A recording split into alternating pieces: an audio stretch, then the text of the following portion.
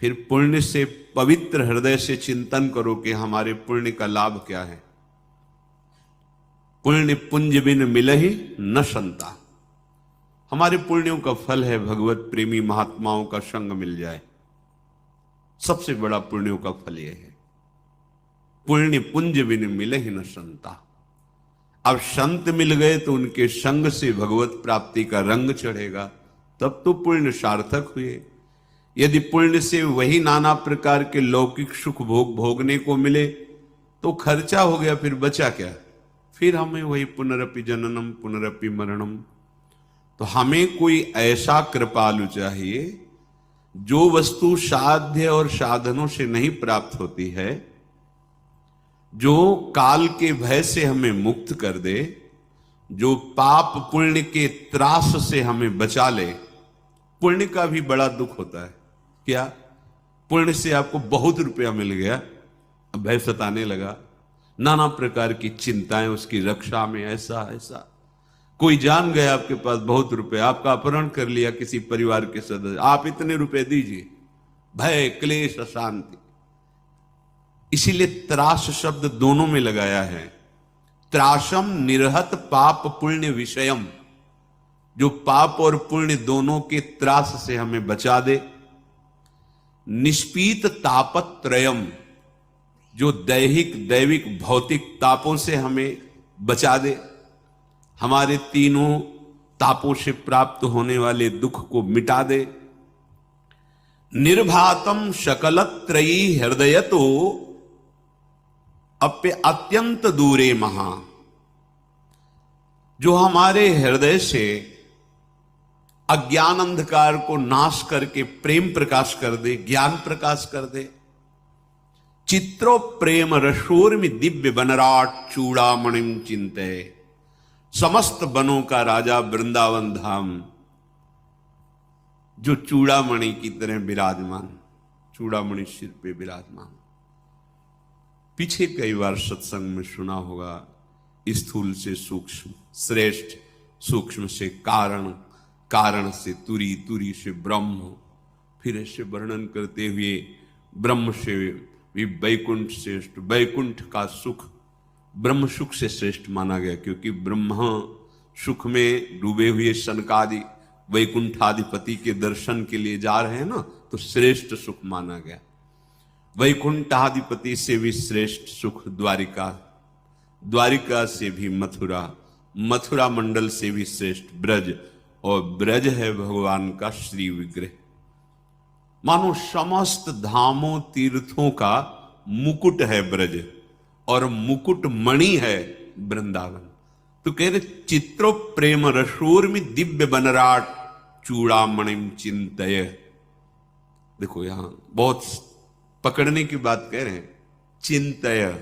यदि आपका वृंदावन वास नहीं अखंड हो रहा है, आप वृंदावन के आश्रित हो गए, शरणागत हो गए, और आप चिंतन करते हैं, तो आपको जो अन्य साधन साध्यों से नहीं प्राप्त होगा, वो आपको वृंदावन का चिंतन, प्रिया प्रीतम सहचरीगण यमुना रसरानी लता खग मृग पशु पंछी आचार्यों के गाए हुए दिव्य पद, ये सब आपको चिंतन प्रदान करेंगे। ये आपके चिंतन का विषय होने चाहिए। तो आपको जो अखंड वृंदावन वास से मिलती है उत्तम प्रेम वृत्ति, वो आपको ऐसे मिल जाएगी। चित्र प्रेम रशोर्मि दिव्य बनराट चूड़ामणिम चिंतय, ये बढ़िया बात है। अखंडवास सबको नहीं प्राप्त हो पा, और कर भी नहीं सकता कोई, क्योंकि इतना कर्तव्य से व्यवहार की फांसियां फंसी हैं कि सब छोड़कर वृंदावन वास से तो कोई बहुत ही प्रिया कृपा पात्र जन के सौभाग्य जिसके उदय हुए, ऐसा वो क्या चाहते तो बहुत जन हैं, पर ऐसे कर्तव्य की बंधन बंधे हुए हैं, ऐसी बेड़ियां पड़ी हुई कर्तव्य की, उनको तोड़कर निकल पाना बड़ा कठिन है। तो हमारा जीवन क्या फिर इस लाभ से वंचित रह जाएगा? बोले नहीं, तुम जहां भी हो वहां से चिंतन करो। जो नाम दिया गया है, जो मंत्र दिया गया है, जो उपासना पद्धति बताई गई, तो आपको इस चिंतन से चित्र प्रेम रशोर्मि दिव्य, दिव्य प्रेम रस प्राप्त होगा और वृंदावन आपके सामने प्रकाशित होने लगेगा, चाहे आप करोड़ों कोस दूर हो। ये चिदानंद दिव्य वृंदावन है। जैसे भगवान सर्वत्र व्याप्त हैं, ऐसे आप जहां प्रेम से चिंतन किए वृंदावन का, तो आपके सामने वृंदावन ही अनुभव में आएगा। जिससे भगवान शिव कह रहे हैं, प्रेम ते प्रगट होई मैं जाना। ऐसे प्रेम से जहां चिंतन हुआ तो आपको दिखाई देगा दिव्य वृंदावन, वहीं प्रिया प्रीतम, वहीं सब वृंदावन का पूरा परिकर। आपको काल के भय से, पाप पुण्य के त्रास से, दैहिक दैविक भौतिक इन तीनों दुख प्रदान करने वाले तापों से, अपने हृदय में जो अज्ञान अंधकार मोह भ्रम अंधकार है, इसको हटाकर ज्ञान प्रकाशित प्रेम प्रकाशित, ये सब बनराज वृंदावन का आश्रय और बन रानी श्री प्रियाजू के चरणों की उपासना। तो लाडले जो लालजू हैं वो अधीन हो जाते हैं, सब कुछ प्राप्त हो गया।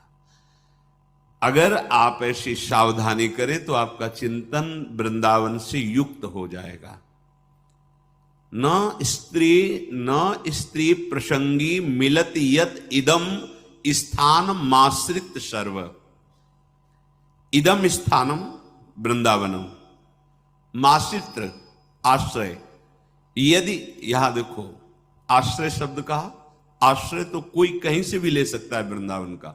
वास में तन मन यही आश्रय, हृदय से लिए शरीर कहीं दूर है, पर हम अपने प्रीतम के चिंतन, जैसे परदेश गए हुए पति का पतिव्रता नारी तन्मयता पूर्वक चिंतन करती हुई व्यवहार घर के कार्य करती रहती है, ऐसे ही परम प्रीतम प्रिया प्रीतम वृंदावन रसिक जन, ये दिव्य लीलाएं, हमारा चित्त इनका चिंतन करे, इन्हीं के आश्रित रहे। इदम स्थान माश्रित्यम, ये जो स्थान वृंदावन है, इसका आश्रय कैसे पुष्ट होगा? बहुत ध्यान से सुनिए।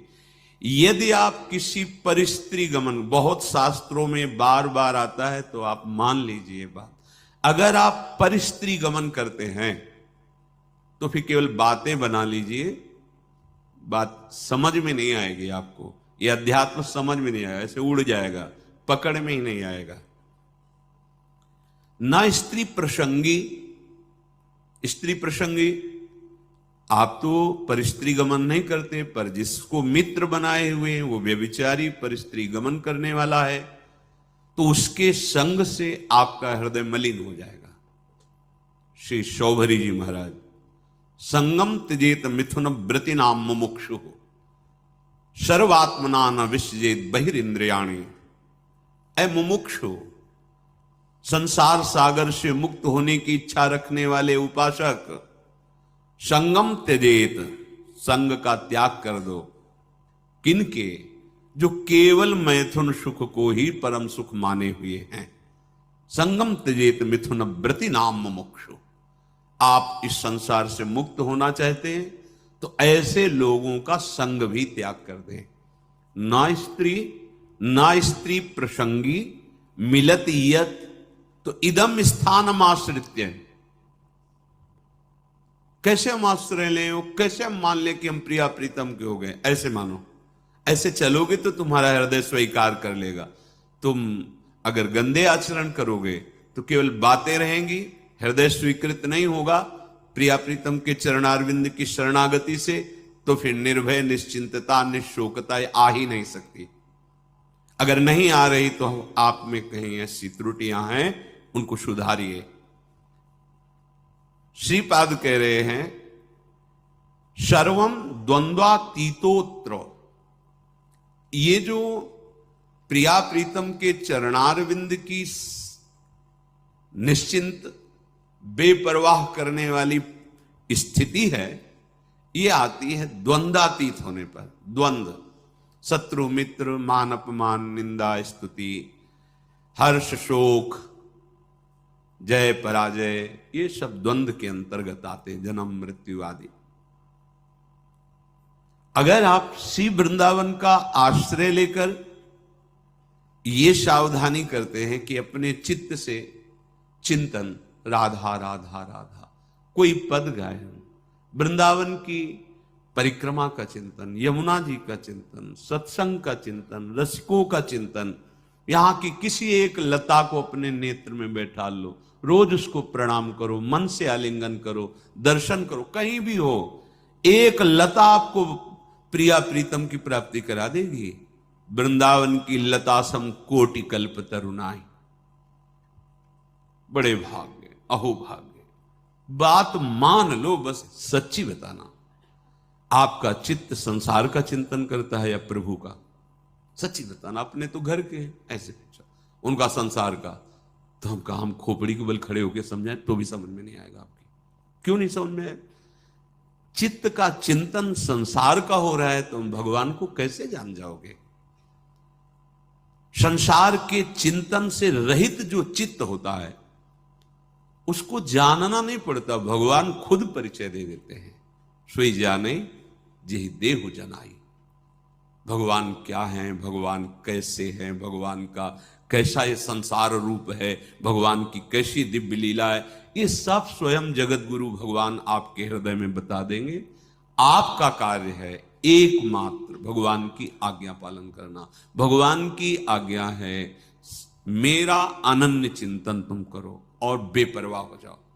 जो तुम्हें कर्तव्य कर्म मिला उसे करो और मेरा नाम जप करो, अनन्य चिंतन करो। मैं योगक्षेम देख लूंगा, मैं तुम्हें संसार समुद्र से पार कर दूंगा, मैं तुम्हारे सारे पाप नष्ट कर दूं। ये भगवान के वचन है। आप ऐसे वृंदावन की एक लता का चिंतन करने से भगवत प्राप्ति हो जाएगी। आप करो, देखो तो। ये लता जानते हो, बड़े बड़े परमहंसों के द्वारा वंदनीय पूज्य जो प्रेम रस में डूबे हुए महापुरुष हैं, वो श्री जी की सेवा के लिए यहाँ खगमृग पशु पंछी लता बने हुए, मलिन नेत्र है इसलिए हम नहीं जान पा रहे।